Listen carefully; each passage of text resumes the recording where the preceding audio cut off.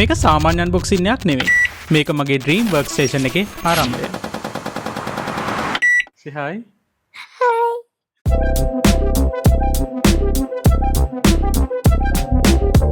මෙතන තියෙන හැම අයිටම් එකක්ම හොඳට රිසර්ච් කරලා තෝරපු දේවල්.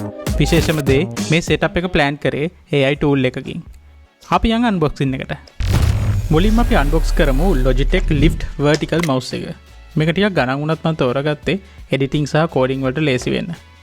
මගේ keyboard විදිහට මම තෝරගත්තේ Logitech K250 කියන Bluetooth keyboard එක.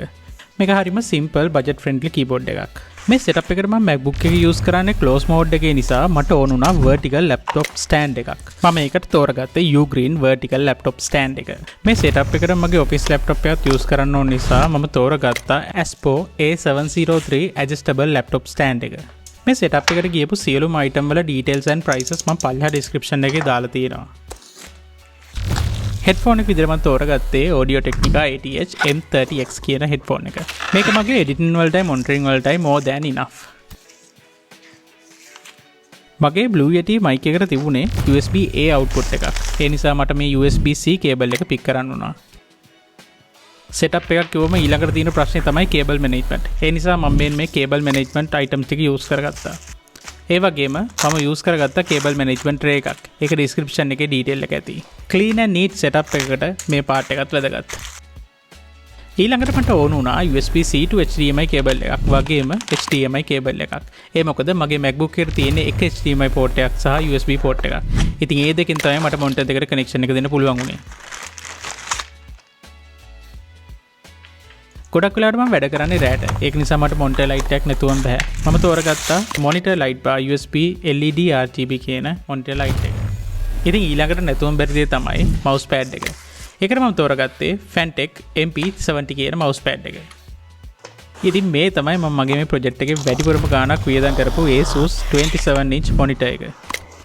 monitor එකක් තෝරගත්තේ නම් මට ගොඩාක් රිසර්ච් කරන්න වුණා. හැබැයි මම අන්තිමට තෝරගත්තා Asus VA279 HD 27 inch monitor එක. ඔයාලා මේ වීඩියෝ එකේ මේ වෙනකන් ඉන්නවා කියන්නේ ඔයාලට ඇත්තටම PC එකක් build කරන්න උවමනාවක් තියෙන කෙනෙක්.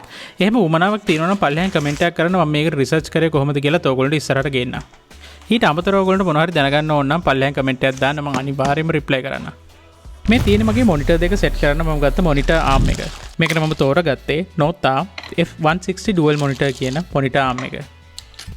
ඉතින් මීට අමතරව මම පොඩි දේවල් ටිකක් තව යූස් කරා. ඒක පල්ලෙහා description එකේ තියෙන item list එකේ තියෙනවා. මම දවසේ වැඩි හරියක් ගෙවන්නේ මෙතන. ඒක නිසා මට ඕන වුණා මෙතන හොඳට plan කරන්න. ඒ වගේම මට ඕන වුණේ simple and calm workstation එකක්. මගේ budget එක ඇතුලේ මම ඒක achieve කරා කියලා හිතනවා. ඔයගොල්ලෝ මොකද හිතන්නේ?